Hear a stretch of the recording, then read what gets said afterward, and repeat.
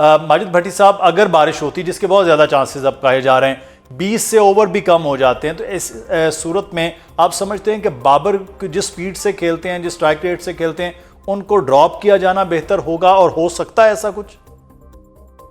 देखें मुदस्सिर भाई, T20 cricket का कानून ये है कि अगर बारिश की वजह से ओवर्स कर्टेल किए जाते हैं जी, कम से कम 6 ओवर्स का मैच होना जरूरी है। बिल्कुल। तो अब ये जब सूरत हाल बनेगी, लेकिन अभी तक जब मैं और आप बात कर रहे हैं, मैंने जितना कुछ जानने की कोशिश की कि पाकिस्तान अगर नॉर्मल सिचुएशन रही और बारिश नहीं होती, 20-20 ओवर का मैच हो जाता है, तो अनचेंज स्क्वाड के साथ जाएगा पाकिस्तान टीम में, तब्दीली के चांसेस नहीं है। हालांकि उस्मान खान पिछले दोनों मैचों में परफॉर्म नहीं कर रहे। मेरी अपनी राय थी, शोएब भाई इस पे अगर कुछ रोशनी डाल सकें, कि साहबजादा फरहान से विकेट कीपिंग आप करवा लें और उसकी जगह आप फखर जमान को डाल लें। अगर फखर जमान को नहीं खिलाना चाहते तो उस्मान खान फिर भी ड्रॉप होते हैं। उस्मान खान की जगह ख्वाजा मोहम्मद नाफे एक और विकेट कीपर हैं, उनको टीम में डाल दिया जाए। लेकिन जिस तरह उस्मान खान प्रेशर में बैटिंग कर रहे हैं और फिर विकेट कीपिंग भी कोई उनकी एक्स्ट्राऑर्डिनरी विकेट कीपर नहीं है कि वसीम बारी, राशिद लतीफ या मोइन खान तरह के विकेट कीपर हैं, तो मेरे ख्याल में उस पर भी प्रेशर बिल्ड हो रहा है। अगर कम से कम एक तब्दीली कर दी जाए तो ज्यादा बेहतर है। बल्कि मैं तो ये कहता हूं कि क्योंकि फास्ट बॉलर्स का इतना मैच में रोल रहेगा नहीं, अनटिल अनलेस कि कोई वेदर का मसला रहा, तो पाकिस्तान एक फास्ट बॉलर फहीम अशरफ के साथ चला जाए और फखर जमान को खिलाकर अपनी बैटिंग को बढ़ा ले। बिल्कुल ठीक है बात शोएब साहब, ये चेंज हो सकता है और जो फखर का आना और फिर विकेट कीपर का ड्रॉप होना। बिल्कुल, देखिए फखर ने बहुत दफा प्रूव किया है कि वो सिंगल हैंडेडली उन्होंने मैच जिताने में पाकिस्तान को अपना मेजर रोल प्ले कर चुके हुए हैं। तो लेकिन मैं ये समझता था कि अगर इंडिया का देखिए मैच हर एक को पता था कि जी 15 तारीख को आना है, तो उनको ये जो पिछला जो मैच था उसके अंदर इनको चांस देना चाहिए था, या इवन नाफे को भी ट्राई कर सकते थे। लेकिन बात यह है कि अब 11th आवर के ऊपर एक नए प्लेयर को इंडक्ट करना, उसको भी आउटिंग चाहिए होती है।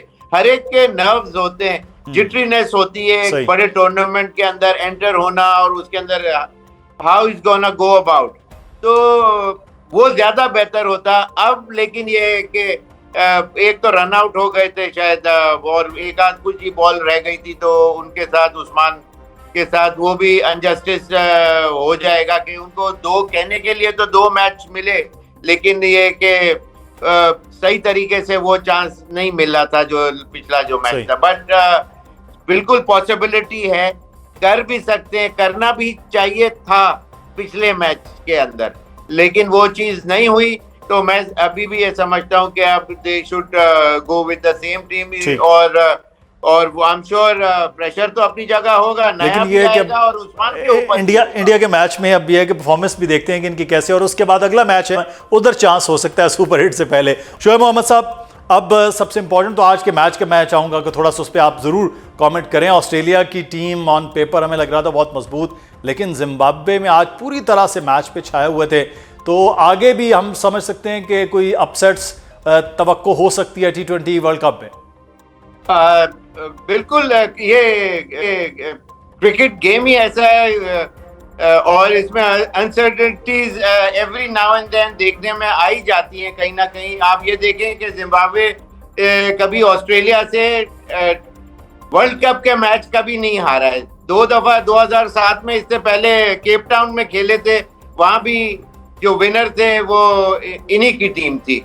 तो इससे खैर, लेकिन ऑफकोर्स ऑस्ट्रेलिया की बहुत बड़ी टीम है, लेकिन आज का मैच मैं समझता हूँ कि जिस तरह वो स्लोइश पेस पे का विकेट था, पिछले जो विकेटें थी जो वहां बन रही हैं या ज्यादातर वर्ल्ड कप में या इंटरनेशनली अच्छी होती हैं, उसमें बॉल अच्छा निकलता है बॉल पिच के ऊपर से, लेकिन ये एडजस्ट नहीं कर पा रहे थे और वो अपनी विकेट कंटिन्यूस इंटरवल के ऊपर उनकी गिरती गई। लेकिन उससे पहले उन्होंने उनको टॉस जीत के जो दावत दी खेलने के लिए, तो जिम्बाब्वे ने बहुत अच्छी बैटिंग की और उनका सक्सेस रेट मेरी नजर में सिर्फ एक था, वो केयर फ्री होके खेले, बिल्कुल डरे नहीं और अपने शॉट्स खेलते चले गए।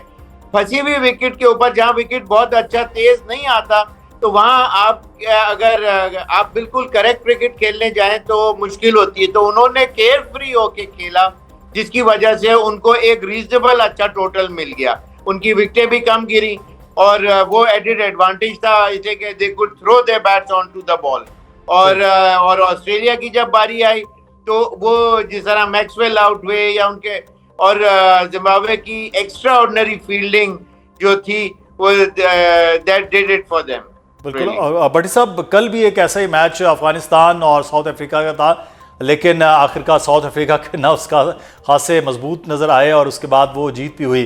तो ये क्लोज के मार्जिन जो हैं वो छोटी टीमों के को हल्का ना लिया जाए, यही वर्ल्ड कप का पैगाम नज़र आ रहा है 2 मैचेस में खासतौर पे। बिल्कुल मुदस्सिर भाई, ये जो छोटी टीमें हैं ना, अभी तो जिम्बाब्वे ने एक अपसेट किया, ये मेरे ख्याल में पार्टी स्पॉइलर साबित होंगी। अब ऑस्ट्रेलिया की आप नॉन सीरियसनेस का अंदाजा लगाएं कि पाकिस्तान अभी जो 3 T20 खेलने ऑस्ट्रेलिया की टीम आई थी, वो पहले दुबई में आराम करती रही, फिर लाहौर आई, लाहौर आके उन्होंने प्रैक्टिस ही नहीं की, डायरेक्ट मैच खेलने चले गए और 4 दिन में 3 मैच खेले, तीनों मैच हार गए। उनके कुछ प्लेयर आराम करते रहे। तो वो जो उनकी नॉन सीरियसनेस पाकिस्तान के टूर से पहले पाकिस्तान में हमें नजर आई, तो उसके आज हमने असरात देखे कि उनके प्लेयर बिल्कुल वो प्लेयर नहीं थे जो जिस हवाले से ऑस्ट्रेलिया जाना जाता है। लेकिन आप देखें कि छोटी टीमें भी, अभी तक हम ये समझ रहे थे कि 1 साइडेड मैच होंगे। पहले दिन पाकिस्तान की टीम, अगर फहीम अशरफ वो बैटिंग ना करते, हारते हारते बची, यूएस ने भारत को फंसा लिया, तो मेरे ख्याल में अभी आगे अपसेट होंगे।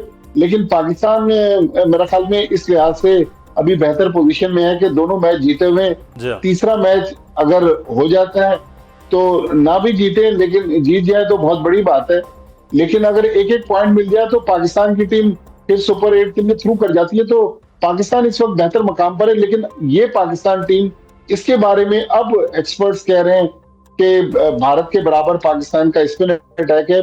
लेकिन मुदस्सिर भाई, पिछले दिनों आपको याद होगा कि बहुत ज्यादा जब पाकिस्तान ने खेलने से इनकार किया, बहुत ज्यादा कंट्रोवर्सी चली, बहुत ज्यादा पैसों की बात हो रही थी। आज मेरे एक दोस्त ने मुझे दुबई से बताया कि उस तनाज़े से पहले जब उन्होंने कहा कि मैं कोलंबो जाना चाहता था, तो 3000 दिरहम का रिटर्न टिकट था दुबई से। आज वही टिकट, वो कल की बात बता रहे थे कि वही टिकट तकरीबन 7.5 पौने 8,000 दिरहम का टिकट है। इसी तरह जो कोलंबो के होटल्स हैं, जो नॉर्मली 12,000 15,000 में मिलते थे, वो 50,000 क्रॉस कर गए।